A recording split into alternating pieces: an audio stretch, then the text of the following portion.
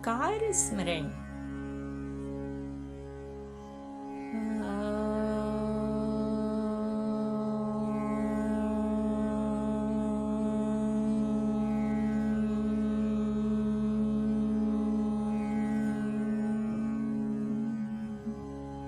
मित्रमैत्रिणींनो, शैलजा राजे लिखित गुलाबाचे गेंद या पुस्तकातील एक सुंदरसे कथानक. शीर्षक आहे बाबू मामा बाबू मामा. रस्त्यावरून जाताना आपल्याच तंद्रीत हातवारे करत गाताना ताना घेताना माणूस दिसला की मला बाबू मामा आठवतात. आपल्याच धुंदीत जगणारे बाबू मामांना मी नक्की केव्हा पहिल्यांदा पाहिलं हे काही मला आठवत नाही, पण नंतर केव्हाही आजीकडे गेलं की आजीचं हे पालुपद असायचं. बाबू आला नाही, बाबू जेवायचा आहे, बाबूसाठी भरली कारली करायची आहेत, बाबू बाबू न बाबूच. मग केव्हा तरी बाबू मामा आमच्या घरी यायला लागले आणि आमचेच झाले. म्हणजे पाटपाणी घेताना दादा बाबू मामा अशी तोंडाने नामावळी वाचायला लागायची.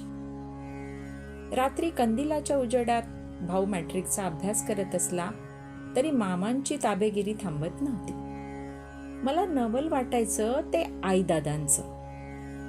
एरवी आम्ही बहिणी चिवचिवत असलो की आईचा दणका बसायचा.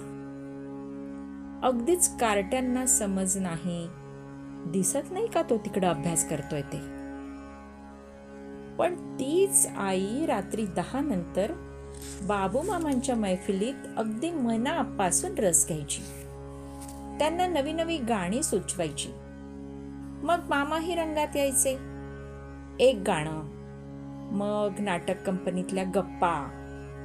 मामा म्हणे ललित कलादर्शमध्ये होते. असतील आपले असे तसेच, पण त्यांच्यापाशी गप्पांचं गाठाळ तर होतं. त्यातलं एक एक चिरगुट काढून मामा सनयाच्या अभिनिवेशात सर्वांना ऐकवायचे. ऐकणारे रमून जायचे. मामांना अधिकच चेव यायचा. मला मात्र त्यावेळी भरली कारली मोठ्या आवडीने खाणारा हा माणूस तसाच कडू वाटायचा. पण आमची पत्रिका काही वेगळंच सांगत होती. एक दिवस दुपारी घरात कोणीच नव्हतं. शेजारची 5-6 मुलं जमवून आमचा धिंगाणा चालला होता.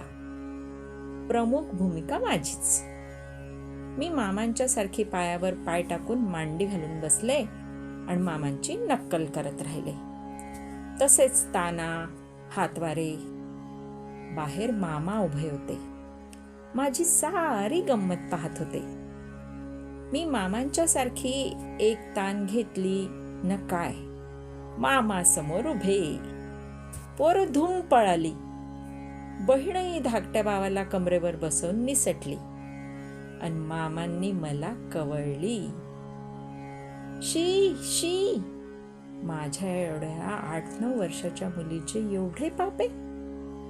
मला मामांची अर्धवट वाढलेली दाढी टोचत होती.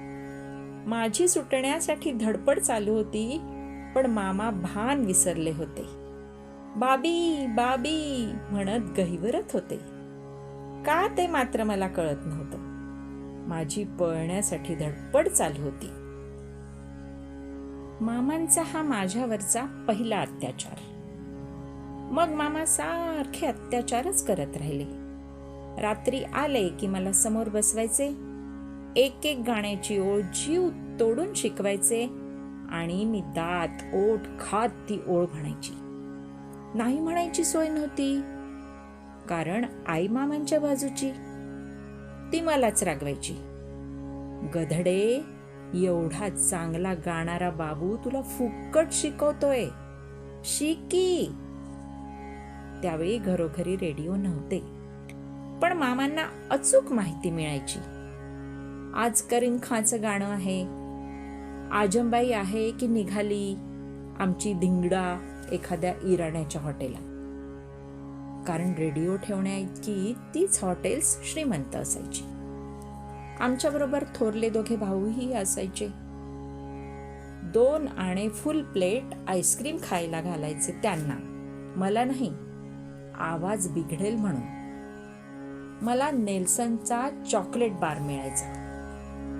भावाच्या आईस्क्रीमवर नजर ठेवत मी तो चघळत राहायची, कारण सगळा संपायची भीती मनात असायची. घरी असलेल्या बहिणीत आणि धाकट्या भावातही जीव गुंतलेला असायचा. आमचं खरं तर मन त्या गप्पा बिप्पात नसायचंच. हॉटेलात येणाऱ्या माणसांकडेच सारं लक्ष असायचं. कोण कसा बोलतोय, कोण कसा हसतोय याचंच निरीक्षण चालू असायचं. न मध्येच माझ्या पाठीवरून हात फिरवत बाबू मामा म्हणायचे, ऐकलीस ही जागा? नुसतं म्हणूनच थांबायचे नाहीत, ती तान स्वतः घेऊन दाखवायचे. मला लाज वाटायची, कारण आजूबाजूची माणसं आमच्याकडे पाहत असायची. पहिले 2-4 महिने मामा मला वाटतं 24 तास घरीच असायचे. दुटांगी पांढरं स्वच्छ धोतर, न त्यावर हल्ली आपण झब्बा म्हणतो तशा पद्धतीचा आखूड सदरा, असा मामांचा चाकटा, लोकांनी दिलेला शब्द, पोशाख असायचा. अत्तराचा बोळा कानात असायचा. मला मामांचं काय आवडायचं तर फक्त तो सुगंधी बोळा. त्यांच्या कानातला तो सुगंधी बोळा बोटाने काढायचा न स्वतःच्या हातापायावरून फिरवायचा, हा एक माझा आवडता खेळ होता. मी पायावरून फिरवलेला बोळा मामांच्या हातात द्यायची. मामा पुन्हा तो आपल्या कानात ठेवून द्यायचे. अगदी सहज.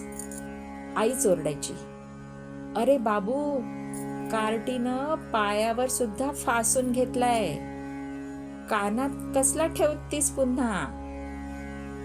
असू देत ताई, मी हिला असं तयार करतो की बस. मला एक उत्तम गायिका करावी अशी या बाबू मामांची महत्वाकांक्षा होती. पण सुदैव माझं न समस्त कान असणाऱ्यांचं की मामांची ही महत्वाकांक्षा काही पुरी झाली नाही. कारण मामांना नोकरी लागली एका दवाखान्यात. मधल्या वेळी मामा घरी असले तरी मी शाळेत असायची. त्यामुळे माझ्या मागची ती कटकट मात्र थांबली. ती कटकट थांबली खरी, पण मला तसा मामांचा लळा लागला होता या 2-4 महिन्यात. आजीचं घर हे तर माझं दुसरं घरच होतं. मी शाळेतून आले की दप्तरा सकट आजीकडे पळायची. आजीच्या हातची खुसखुशीत तूप पोळी खाऊन मगच घरी यायचं असा नेमच होता माझा. मध्यंतरी मामांच्या धसक्यानं मी थोडी कमी गात होते, पण आता माझी शाळेतून घरी यायची वेळ आणि मामांची दवाखान्यात जायची वेळ साधारण एकच असायची. मला पाहिलं की मामा कसनुशा आवाजात बोलायचे, बाबी, थोडे दिवस थांब, मी कुठंतरी दुसरी नोकरी शोधतोच आहे, मग आपण जोरात शिकायला सुरुवात करू. मी एक जुनी चांगली पेटी हार्मोनियम पाहतोय सध्या. मामा असं म्हणाले की माझ्या खरंच पोटात दुखायला लागायचं. मी मान हलवायची न आजी जाते ग असं ओरडून धूम पळत सुटायची. थेट घरी आल्यावर थांबायची. रोज संध्याकाळी शुभम करोती झाल्यावर मी देवाला हात जोडून विनवायची, देवा, या बाबू मामांची नोकरी कधी कधी सुटू नको देऊस. एरवी कुणाचं काही फारसं न ऐकणारा देव या बाबतीत मात्र मला पावला. मला वाटतं आत्तापर्यंत मामा त्याच दवाखान्यात होते. दवाखाना वाढला. मामांच्या हाताखाली आणखी 2 कंपाऊंडर आले, पण मामा तिथेच राहिले सचोटीच्या जोरावर. मामांची नाटकांची हौस ते मुलांची कुठं एखाद्या क्लबची नाटकं बसवून पुरवून घेत होते. धाकट्या भावांची लग्न झाली, पण मामा 40शी उलटली तरी तसेच होते. मला मुलगी झाली त्या वर्षी मामांनी लग्न केलं. मामी शिक्षिका होत्या. सारे म्हणाले, बरं झालं बाबू संसाराला लागला, नाहीतर हा कलंदर माणूस कुठं तरी वाहवला असता. कारण तशी अनिष्ट वेळ इतरांच्या दृष्टीने, मामांच्या नाही, आलीच होती. नाटकांनी पुन्हा जीव धरायला सुरुवात केली होती.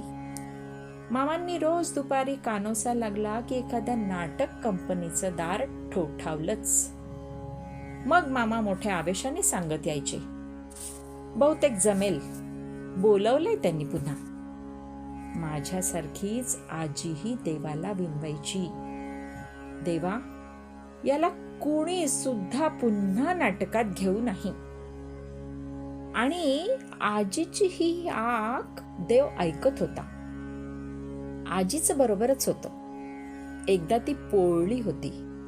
15व्या वर्षी नाटकाच्या नादानं हा सर्वात मोठा मुलगा घरातून पळून गेला. वैधव्याची कुऱ्हाड माथ्यावर पडलेली. तो घाव झेलत असतानाच हा दुसरा घाव पडला. पदरात 6-7 कच्ची बच्ची न सर्वात थोरला मुलगा परांगदा झाला. 2-4 वर्षे नाव पत्ता माहित नव्हता.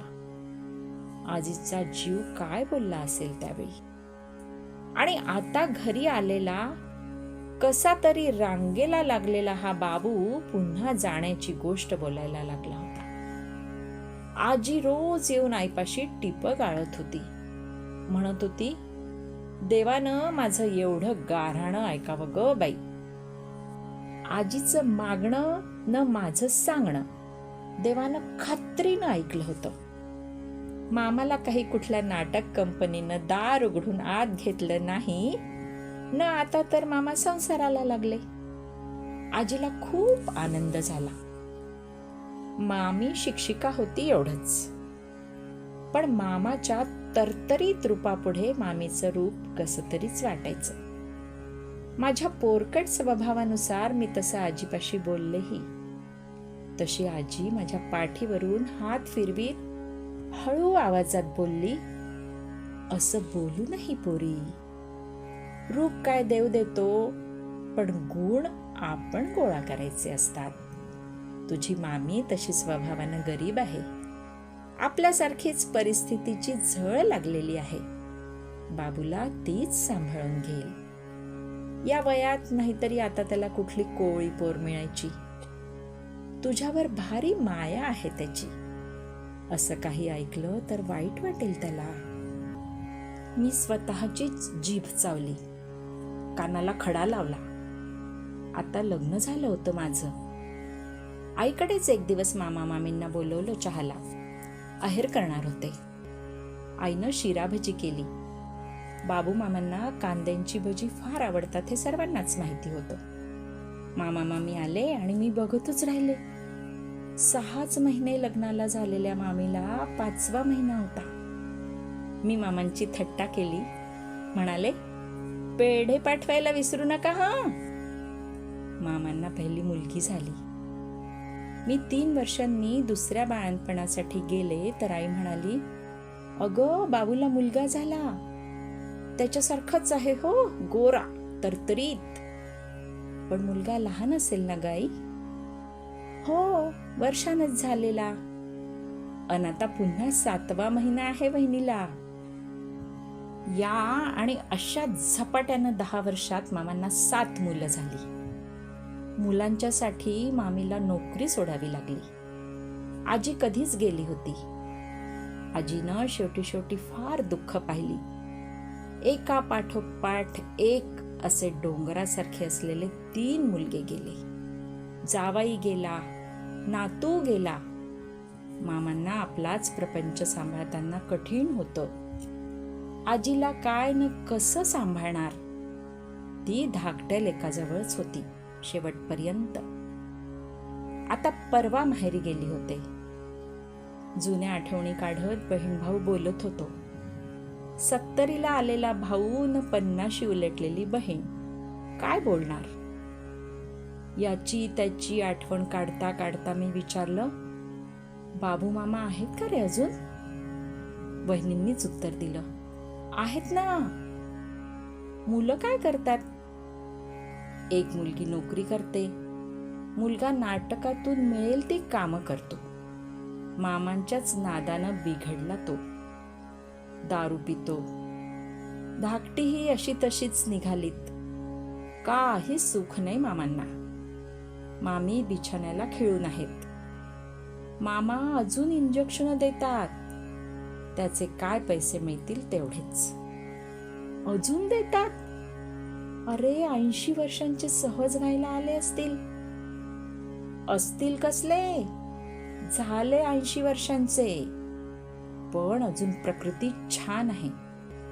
ताठ आहेत अगदी. परवाच आपल्याकडे आले होते 2 जिने चढून. मी ऐकून थक्क झाले. मी माझ्या स्वतःच्या रूपाकडे आरशातून पाहिलं. गाल ओघळलेले, वात चिरलेला. मला मामांचा क्षणभर हेवा वाटला आणि दुसऱ्याच क्षणी कीव आली. लोक बोलतात मामांनी मुलाला बिघडवला. पण मामांचं मन कोण जाणणार? नाटकाचं, गाण्याचं वेड असणारा हा माणूस मी कुणाची कोण, पण स्वतःची पदर मोड करून गाणं शिकवणार होता मला. आणि दुसऱ्याच दिवशी मामा मला दिसले. दुटांगी धोतर जाऊन एक कळकट विजार न शर्ट असा पोशाख होता. हातात काठी होती. वहिनींना न मला पाहताच स्वतःच रस्ता क्रॉस करून आले. समोर उभे राहिले. घळ घळ आसव उघळली. म्हणाले, आनंदानं रडतो आहे बाबी. सुख पाहिलं तुझं न भरून आलं. मी अवाक उभी होते, मामांच्याकडे पाहत.